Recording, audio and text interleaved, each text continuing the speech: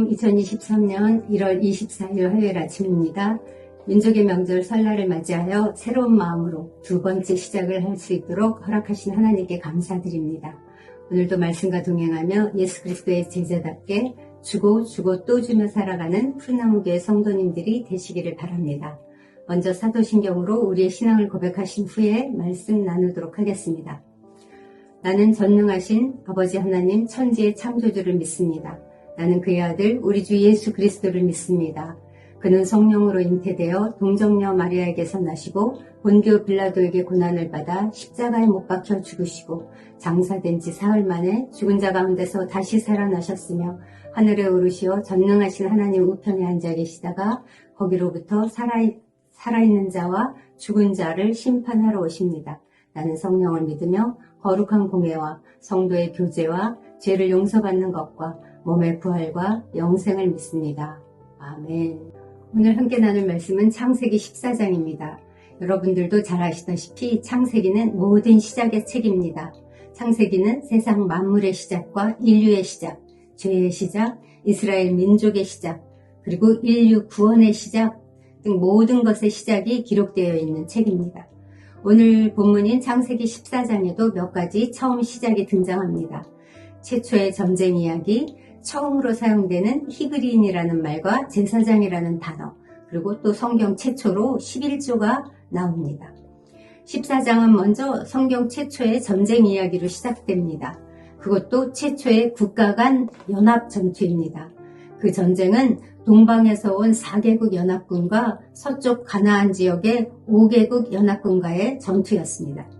신할왕 아므라벨, 엘라살왕 아리옥, 엘람왕 그돌라오멜, 보임왕 디달이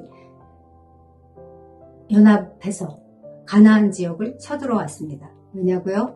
가나안 지역에 거주하던 소돔왕 베라, 고모라왕 비르사, 아드마왕 시납, 스보임왕 세메벨, 수아랑 벨라, 발음도 어려운 이 5나라 왕들이 12년 동안 엘람왕 그돌라오멜에게 조공을 바치다가 13년째 되던 해에 배반했기 때문입니다. 그래서 화가 난 그돌라오멜이 제14년에 동방 4개국 연합군을 이끌고 쳐들어와서 가나안 5개국 연합군을 처절하게 응징한 것입니다. 동방 연합군은 소돔과 고모라의 그 재물, 식량, 사람들을 모조리 빼앗아갔으며 그 중에는 소돔에 살고 있던 아브라함의 조카 롯도 끼어 있었습니다. 그때 한 사람이 도망쳐 나와서 히브리 사람 아브라함에게 그 소식을 전해주었습니다. 여기 처음으로 히브리 사람이라는 표현이 사용됩니다. 히브리라는 단어는 건너다라는 뜻입니다. 아브라함은 메소포타미아 갈대아 우르 지역에서 살다가 유브라데 강을 건너 지금 현재 가나안 땅으로 들어왔습니다. 이렇게 히브리라는 단어는 1차적으로는 진짜 그 물리적인 강을 건넜다는 의미이지만 더 나아가서는 우상을 섬겼던 그 이전의 삶에서 유일신 하나님을 섬기는 그 삶으로 건너왔다는 것을 의미합니다.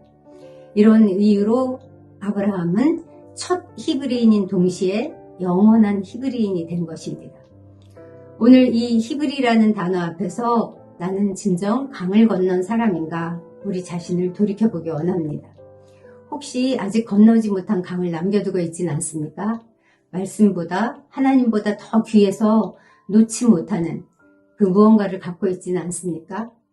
이 아침에 그것을 돌이켜보고 안목의 정욕, 육신의 정욕, 이생의 자랑이라는 그 강을 건너 우리 모두 진정한 의미의 히브리인이 되기를 바랍니다. 아브라함은 그의 조카 롯이 사로잡혀갔다는 그 소식을 듣고 집에서 길리고 훈련된 가신 318명과 자기와 동맹한 아모리 사람 마므레, 에스골, 아넬 이 삼형제와 연합해서 동맹군을 만들어서 쫓아갔습니다. 그리고 그 대국 군사를 쳐부수고 조카 롯과 그의 가족들 그리고 빼앗겼던 모든 재물들을 되찾아왔습니다. 너무 멋지죠? 그런데 여러분, 이게 실제적으로는 얼마나 말도 안 되는 승리인지 아십니까? 엘람 연합군, 그 연합군의 위용이 얼마나 막강했는지 5절로 7절에 자세히 나와 있습니다.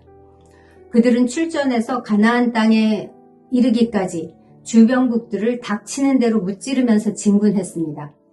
아스드롯가르나임에서 르바족을 치고 함에서 수수족을, 기라다임 평야에서는 엠족을 쳤으며 또 세일산에서 호리족을 쳐서 광야 근처의 엘바람까지 그들을 추격했다고 합니다.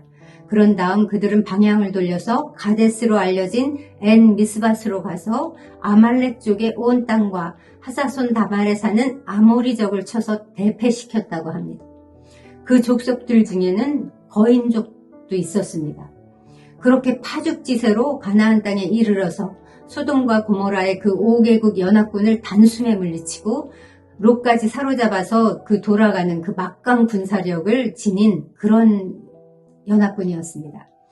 그런 그들을 상대로 일개 유목민이었던 그 아브라함이 이끄는 그 형편없이 작은 군대가 그들을 상대로 승리하다니 상식적으로는 말이 안 되는 이야기입니다.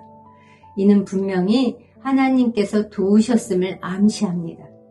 하나님께서 아브라함에게 내가 너로 큰 민족을 이루고 내게 복을 주어 내 이름을 창대하게 하리니 너는 복이 될지라 라고 언약하셨습니다. 하나님께서 지금 그 언약을 성취하신 것입니다. 또 최초의 히브리 사람이라고 불리운 이 아브라함이 세상의 상식을 뛰어넘어서 여호와의 구원하심이 칼과 창에 있지 않다는 것, 그리고 전쟁이 하나님께 속했다는 것을 증명해 보인 것입니다. 그돌라올멜과 함께한 그 왕들을 처부수고 돌아오는 길에 아브라함은 살렘 왕 멜기세덱을 만났습니다. 멜기세덱은 떡과 포도주를 가지고 나와서 아브라함을 맞이했습니다. 18절입니다. 살렘 왕 멜기세덱이 떡과 포도주를 가지고 나왔으니 그는 지극히 높으신 하나님의 제사장이었더라. 멜기세덱은 의의 왕이라는 뜻입니다. 살렘 왕이라는 것은 샬롬의 왕, 그 평강의 왕이라는 뜻이고요. 그리고 이 멜기세덱은 의의 왕이니까 그는 평강의 왕이자 의의 왕인 사람이었습니다. 의의 왕, 평화의 왕. 이는 신약에서 우리 주 예수 그리스도를 일컬을 때 사용하는 표현입니다. 그런 의미에서 멜기세덱은 예수님을 예표한다고 볼 수 있습니다. 여기 멜기세덱이 왕이자 제사장이었는데 이 제사장이라는 표현도 여기에 최초로 등장합니다. 제사장 멜기세덱이라는 그 말로써 우리가 알게 되는 사실이 하나 있습니다. 그 시대에 아브라함 외에도 하나님을 섬기는 제사장이 있었다는 것입니다. 제사장이 있었다는 것은 신도들도 있다는 뜻이지요. 정말 놀랍고도 비밀스럽지 않습니까? 이로써 우리가 알게 되는 것은 하나님께서는 어느 시대에나 그의 백성들을 보존하신다는 사실입니다. 주님을 따르는 자가 자기 하나 남았다고 탄식하던 엘리야에게 하나님께서 뭐라 말씀하셨습니까? 바알에게 무릎 꿇지 아니한 7,000명이 남아있다라고 말씀하시지 않으셨습니까? 그처럼 하나님은 복음을 핍박하는 저 북한 땅에도, 공산국가에도, 무슬림 땅에도 바르고 신실하게 믿는 이들을 여기저기 흩어 감추어 두셨습니다. 아무리 부패한 세상, 최악의 장소에도 하나님의 남은 자들이 있다는 것을, 그 하나님의 남은 자들이 곳곳에 예비되어 있다는 사실을 믿고 때때로 우리 이 신앙삶이 힘들고 지칠 때 그때 이 사실을 기억하고 다시금 힘내서 일어서서 우리도 진군하기 바랍니다. 멜기세덱이 나와서 천지의 주제시오 지극히 높으신 하나님이여 아브라함에게 복을 주옵소서라고 축복합니다. 멜기세덱의 축복은 예수 그리스도께서 영원한 대제사장으로서 믿는 우리들을 축복하시는 것을 예표합니다. 할렐루야.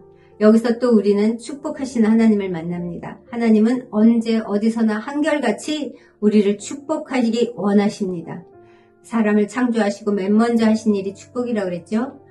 홍수 끝난 후에 배에서 내리자마자 또 노아와 그 가축들을 축복하셨고 지금 전쟁 끝나고 돌아오는 지친 아브라함을 멜기세덱을 통해 여전히 축복하십니다.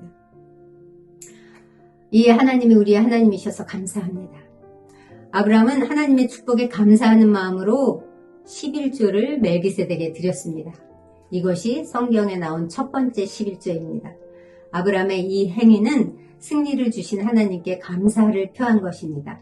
빼앗겼던 것을 다시 찾게 된 것이 모두 하나님의 은혜였음을 인정하는 그런 믿음의 표였습니다. 아브라함이 멜기세덱의 제사장 직분을 인정하고 그를 자신의 권위자로 인정했다는 의미이기도 합니다. 그렇습니다. 아브라함처럼 하나님의 권위에 순복할 줄 아는 사람, 그 사람이 다른 사람의 권위를 인정할 줄 알고 그런 사람이 곧 권위가 될 자격이 있는 사람입니다. 우리도 하나님의 권위를 인정하고 나에게 허락하신 나의 위에 있는 권위, 부모님, 목사님, 선생님, 상사, 그렇게 그들의 권위를 또 존중해주고 그렇게 살 때 어느 날 나도 권위의 자리에 앉게 하실 줄 믿습니다. 21절에서는 소돔 왕이 아브라함에게 거래를 제안합니다. 사람은 내게 보내고 물품은 네가 가져라. 그러자 아브라함은 내게 속한 것은 실 한 우락이나 들매끈 한 가닥도 갖지 않겠다라고 거절합니다. 아브라함은 전쟁에서 승리한 대가로 마땅히 전리품 전부를 가질 자격이 있었고 부를 취할 그 권리가 있었습니다. 그럼에도 그는 내가 아브라함으로 부자를 만들었다라고 떠버릴까봐, 소돔 왕이 그렇게 떠버릴까봐 그 꼴을 보기 원치 않았습니다. 그리고 그가 안 것은 모든 축복과 승리가 사람으로 말미암지 않고 하나님께로부터 연유한다는 것을 그가 알았기 때문입니다. 그래서 천지의 창조자시요 역사의 주관자이시며 만물의 소유자이신 하나님을 선택한 것입니다. 그런 와중에도 아브라함의 배려심이 돋보이는 사건이 하나 나옵니다. 아브라함은 자기는 소돔 왕의 재물을 신들매 한 가닥도 취하지 않겠다고 했지만 자기를 도와 싸웠던 그 동맹군들 아모리 족속들에게는 자기의 기준을 강요하지 않습니다. 오히려 그들이 정당한 분깃을 받도록 그들에게 자유와 권리를 보장해 주었습니다. 우리도 아브라함처럼 내 기준으로 타인을 판단하지 않고 다른 이들에게 나의 믿음과 기준을 강요하지 않는 그런 성숙한 성도가 되기를 바랍니다. 2023년 푸른나무 교회의 표처럼 다른 이들에게는 정당한 대우와 분깃을 주고 또 주는 그런 한 해 되기를 소망합니다. 기도하겠습니다. 천지의 주제이시오 지극히 높으신 하나님 아버지, 설 명절을 맞이하여 다시금 새로운 시작을 하게 하시는 은혜에 감사드립니다. 오늘 창세기 14장을 통해 우리의 삶에 늘 전쟁이 있지만 주님이 도우시고 함께 하시면 언제나 승리한다는 사실을 가르쳐 주셔서 감사합니다. 과거의 상처, 장래의 염려와 그 두려움의 강을 건너 진정한 히브리인으로 살라고 우리 이 말씀을 통해 도전해 주셔서 감사합니다. 우리를 구원하시고 축복하시는 하나님의 그 주권을 인정하고 그 은혜에 감사해서 기꺼이 우리의 시간의 11조, 물질의 11조를 드리며 사는 성도가 되게 하여 주시옵소서. 주님, 아브라함이 오직 하나님 한 분만을 믿고 의지함으로 창대한 이름을 얻은 것처럼 우리도 그리스도인이라는 이 창대한 이름으로 불리기에 부끄럽지 않은 삶이 되도록 날마다 우리 삶 가운데 찾아오셔서 주님 간섭하시고 인도하시고 축복하여 주시옵소서. 오늘도 그 일을 행하실 주께 감사드리며 예수님의 이름으로 기도합니다. 아멘. 이제 공동체를 생각하며 기도하겠습니다. 날마다 새로우신 주님과 날마다 새로 시작하는 2023년 되게 해달라고 기도해 주시고요. 멜기세덱이 떡과 포도주로 아브라함을 대접하며 축복한 것처럼 그것을 본받아서 우리도 지체들의 필요를 돌봐주고 대접하고 그리고 축복하는 그런 매일을 살게 해달라고 함께 기도하시겠습니다.